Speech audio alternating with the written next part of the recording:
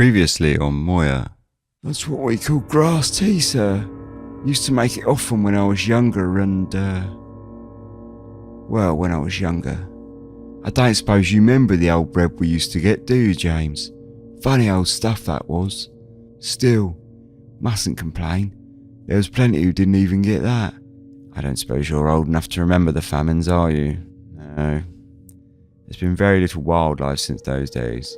You always been up at IO1 then, have you? Actually, no, I was reassigned when I was in college.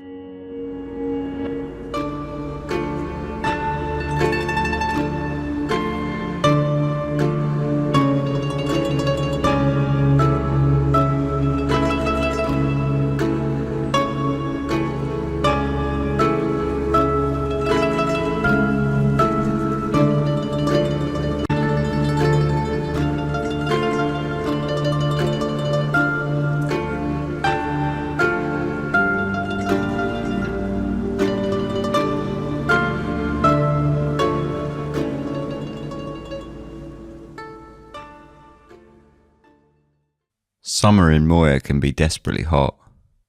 I rolled over on the bed and the sheet stuck to my back. Lifting my leg, I hooked the thin blanket that covered my lower half and flicked it onto the floor, turned over and tried to get back to sleep. The noise of the insects in the fields that lined the house chirped in a ceaseless rhythmic procession. Tomorrow was to be the first day of a new chapter in my life, and I was feeling a little nervous. The grey slacks and black tracksuit top which made up my new uniform for the Sector 31 junior school hung on the back of my door. I couldn't bear to look at it at times. My stomach tightened into a compressed knot, and yet at others I couldn't pull my eyes away from it. The bronze star of the Moyan flag was stitched on the left side of the chest, and below it my surname, Nevin. I was excited to wear it. The primary school I had attended for the past 5 years had never had a uniform, but at the same time, attending a school so much larger than my last, and what with it being on the far side of the district, the excitement was overshadowed with a heavy feeling of uncertainty. I climbed out of bed and crept across the room, trying to avoid the creaking floorboard by the door, so as not to wake my younger sister, who was breathing heavily, apparently fast asleep, not a care in the world. I envied her simple life and heavy sleep. I filled a beaker with water from the tap and walked out of the back door to sit on the wooden porch that overlooked the flat, calm sea of fields, stretching out for miles until they reached the foot of the mountains. The night was clear and the sky cloudless. Stars shone brightly and the moon covered everything in a milky, colourless haze. Sitting here on the porch in just a thin t-shirt and shorts and feeling the cool breeze wrap around the toes of my feet lulled me to sleep. The sound of the factories in the industrial sector of I-46 just a few miles to the east lent a soft hum to the rhythm of the summer night, and it wasn't too long before my eyelids sank down, too heavy to keep open any longer, as I drifted off to sleep.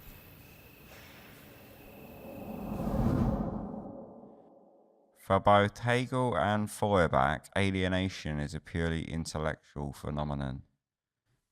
The red scarf tied neatly beneath the collar of the stiff white shirt felt suffocating in the summer heat. I fantasized about sliding a finger under it and pulling it loose as I stared out the window. I was looking forward to getting out of the stuffy classroom, but at the same time, I was not really thrilled to get home either. Mum and Dad had been struggling for a while now, and I knew I'd more than likely have to work in the fields again this evening. The workers who helped out at the farm had been slowly dwindling for a while now. Most of them had gone elsewhere to look for work. I passed by several of the workers that had always been a part of our cooperative in the markets that had been springing up around the roadside on my way to school each morning. It really was shameful. We had missed our quota for the past 6 months. I know Mum and Dad had been worried about the ministry, but then they hadn't really shown up to demand a quota either, so at least that was something. James, eyes to the front, brain switched on, please. Capitalism for Marx is a world. The classroom shuffled, buzzing with a sudden energy as everyone tucked books below their desks and slid notebooks into their brown tote bags hurriedly. The whole class stood. The scraping of chairs on the hard-polished floor grated through the small room, filling it with sound, and then just as suddenly as it had begun, the stillness returned. We stood in unison, staring ahead to the blackboard at the front of the class. Chalk dust stirred in the air, glimmering in the sunlight as it floated in the warm breeze, whipped up by a sudden movement. My palms began to sweat as they gripped the plastic handle of my school bag. A second bell rang on the wall outside of the classroom, echoing down through the school, bouncing off the tall ceiling and glass. At once, the whole class began the recital of the revolutionary heart of Moya. In every school across Moya, morning and evening, students stood together behind desks, all chanting the same words. I stared out the window again as I spoke aloud. My mind wandered off across the playing field and out to the road beyond. The blue school bus was parked up already, waiting to take us all home. It warped and twisted gently in the heat. Moya, our pride, Moya, our joy. Enemies hear our sword. We won't allow you to sleep and relax. The feet of our armies march on the ground. The hands of our farmers feed the mouths of our industrial workers who take us into our glorious future. Moya marches onwards, thunder to every brutal enemy. The pride in our hearts won't be defeated. I collected a small handful of dark red leaves from the shrub by the back porch of our house and took them to my mum in the kitchen, placing them on the work surface next to the small greying aluminium sink. My mother turned and smiled at me. "Can you set the table, please, James? Your sister won't be here tonight, so just me, you and Dad is fine." "Where's Beth?" I asked. "She's staying at Caroline's for a few days. They've offered to keep an eye on her whilst me and your father are travelling to see your grandmother in the hospice." "It's all right for some," I mumbled under my breath. Caroline's parents worked in the ministry district, which meant Beth would probably prefer Gran to stay in the hospice for the next few years. "Now, James, we'll need you to start acting like a Moyan and take care of things around here for us too." She smiled again and her face softened. "You should make the most of the honest farm work whilst you can. My smart little man is going to grow soft once you're far away from the fields." Mum knew that I hated the manual work on the farm, and ever since I had been selected to study the revolutionary teachings of the great commander at secondary school, both her and Dad had always supported my schoolwork, even buying me a new notebook, though I was never sure where they got it from. Everyone was talking about great futures. In class, we talked about the glorious future we were creating with our struggles, and at home it was the same, of how I'd have a great future away from the fields, but it all seemed a long way from my daily life. I placed the spoons on the dark wood of the table, and just as I sat down, my father arrived home, calling in from the porch. "Each of us all. Where are my favourite people then?" "We're in the kitchen," my mum called back. My father was a giant of a man, and his frame had always dominated any room he entered. This was a trait I thankfully had not inherited from him. Whilst my parents often told me I'd shoot up soon, I'd secretly been quite happy to remain the height I had. He had always garnered attention due to his size, wherever he was. He had large skeletal hands that were covered in cracked and wrinkled skin, toughened from his life in the I-30s. He'd moved from I-37 when he married Mum, having always lived as a farmer with his own parents, and I could always feel how he enjoyed working outdoors every day. "Did you have any luck today?" "Not much. The doctor was down there, but he'd already been whisked away by the time word got around. I think he was asking for too much anyway." "Well, we can only try." "I picked this up though." He slapped down a white plastic bag onto the work counter, and it slapped as it hit the hard surface. "Oh, it's not from one of ours, is it?" No, Pete's passed in the night, so I got a kidney from him. I'll pop over there tomorrow to give him a hand with the old harvester that needs breaking down to pay for it. You seem quite relieved to have one less animal, to be honest. Indeed, my mother replied, staring out of the window towards a small barn that sat around 200 feet from the back porch. We had once had all sorts of animals, several cows and goats, but they had all slowly died one by one, and a few had gone missing overnight. These days we had just 2 cows, tended to by my mum daily, though I always suspected she resented the animal work, and she often spoke of how they were far more trouble for the family than they were worth to the community. My father sat down at the table and my mother placed a large bowl of soup in the centre of the table, handing us all a bowl. For a while we sat in silence and ate. The sound of the kidney my father had brought home crackled in time with the radio as it fried on the stove. A procession of military vehicles and various equipment passed through the streets of IO2 today to celebrate the anniversary of one of the nation's most decisive battles in our nation's great history. Thousands lined the streets, and my dad flicked the radio off and sighed heavily as he stood to remove the kidney from the heat of the flame. I bit down tightly on my lip and braced myself to bring up a conversation I'd been thinking about for a while. I don't want to go to the warehouse this Sunday. James, you know we'd like you to join. My mother immediately began to protest. I ducked my head down and took a mouthful of soup so as to avoid eye contact. I had not looked forward to this conversation, though I had wanted to speak it aloud for a while now. My father gave a small shake of his head towards her, and he reached over and touched her hand. I'm not even sure that you should be going there, honestly. That's fine, James. You're old enough now to make your own decisions. You can stay here. That said, you're certainly not old enough to be making decisions for others just yet. Me and your mother find it a great comfort, especially with our grannies in the hospital right now. Well, yeah, I just worry about you anyway. I mean, it's not like it's helping, is it? I stared out of the kitchen window across the large open field.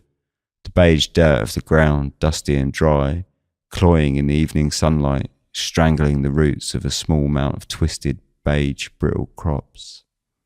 I thought you were studying the revolutionary teachings, James. You must know that Moya has always been affected by our anti-imperialist struggle. We have to keep marching forward, James.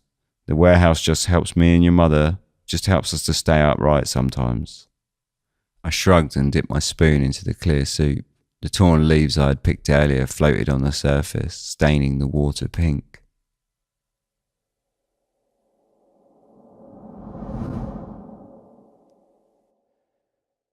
I left the house as the sun was threatening to peer over the horizon. The morning was still covered in a dark charcoal haze, but already the light breeze was warm on my face. The field was easy to cross these days, empty as it was. Even the roots of the crops had been dug out. Moya had been using them to grind into powder to make bran cake, and even more had been stolen. In recent months, my father had taken to sleeping in a chair on the porch to keep an eye on the few that remained. His temper and patience had both seen a rapid decline ever since Beth and Gran's passing last year, so I didn't envy anyone that woke him up. At least there'd been less and less people competing for the shrubs at the base of the mountain these days. It had been becoming quite normal for people to disappear overnight, but finally it felt like recently it had been more through choice. Dad had even received bread from the ministry official at the market since the start of the summer. I looked up at the sky and saw the stars fading into the morning light. If only he'd had the strength for one more year, Beth. The bark on the trees was stripped and the trunks shone white, exposing their wooden cores. They looked a sorry sight with their limbs broken and torn at the stumps, but at least they still stood. In the fields by the train station, whole trees had been torn up or cut down so that the base was flush with the concrete they sprouted from. I pulled up some bonnet bellflower and clavaria and stood up to look around. I'd become quite familiar with the various plant life around the base of the mountains over the past couple of years, and one of the elder ladies that often joined me to pick them every morning had taught me how to recognise several different varieties, though I had not seen her for some time now. Today felt like a pretty big day for me. It was my first day at college, and I had felt the weight of the whole affair in the atmosphere around home for weeks now. Honestly, I wanted to come and pick these herbs just to spend some time away from the house. My mother had become insufferable with nerves these past few days, and I knew if I was at home for too long before I had to leave on the 6-mile trek to the central ministry district of the sector, it had every chance of rubbing off on me. For now, I was content to simply feel the excitement that had been brewing in the pit of my stomach all summer, pushing me forward every day working on the farm whilst I was away from school. Our usual holiday had been extended this year, like most years for as long as I could remember. The teachers had been struggling with illness, and the passing of time through the school year could be marked by the extent that the class shrunk. The weather had been more favourable this year though, and we'd been able to meet the quota a fair bit for the first time in a long time. On the flip side, I'd had to work from sunrise until sunset on several occasions when my father had been too weak to pull his usual weight, as age began catching up with him. A low mist hung across the fields as the sun began peering over the crest of the low mountains, heating the ground below in an instant. I stared back towards our house, a small black peak on the horizon, and started back. The hard soles of my shining black leather shoes clacked loudly on the polished floor of the college building in the near empty halls. I had received my uniform 3 days prior to the start of the new college year, and I had to admit, to see the large box filled with the new uniform, notebooks and stationery was one of the biggest thrills I had felt in a long time. The smell of the plastic packaging was almost overwhelming when I opened it at first. It seemed to fill the entire house for hours. As expected, both Mum and Dad had been overly fussy this morning when I returned from collecting herbs. I think my mother was more nervous than me. I'd only felt pure excitement. No buses ran to take me from home to the central district of Sector I-31 anymore, so I'd spent the summer fixing up an old bike that my parents gave me at the start of the school break. Working on that had been a good way to distract me and focus my mind on a future as a college student as I marked off the days in my head. Though the tyres were quite worn, the bike itself had rarely been used, so once I had polished up the superficial rust from the bare steel of the rims and pedals, it worked flawlessly, and the 30-minute ride had been quite liberating. The college building had high ceilings and tiled walls that reverberated with the low hum of the students slowly drifting in from outside. There were far fewer students than I expected, and far too few for the size of the building. A small group of students gradually began to form in a large empty space, and I could see that they were all pointing at papers pinned onto a large white notice board that stood to one side of the foyer. Feeling somewhat lost, I approached the huddle both out of curiosity to see what was all the interest, and partly from the draw of the safety derived from feeling like part of a group.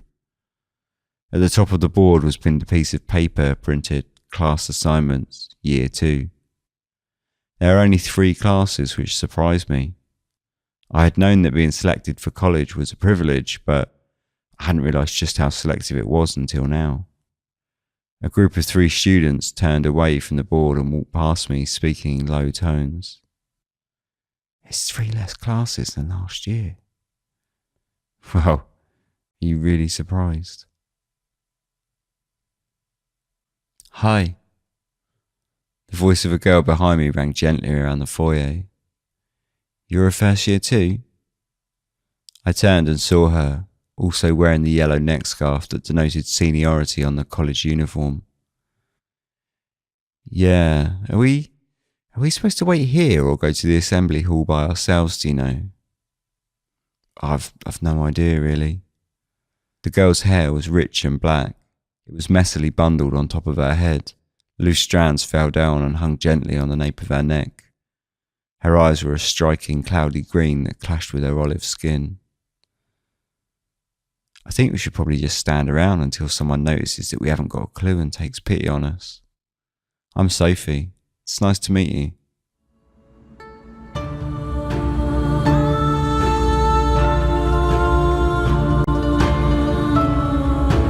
Moya was created by Ben Cutmore. Intro and outro music is used under Creative Commons Attribution License and is called Russian Winter by Tim from tabletopaudio.com. You can help support the show by heading over to patreon.com/Moya podcast, and as thanks you gain access to a private Discord server, as well as early access to episodes and all that other good stuff. Thanks for listening.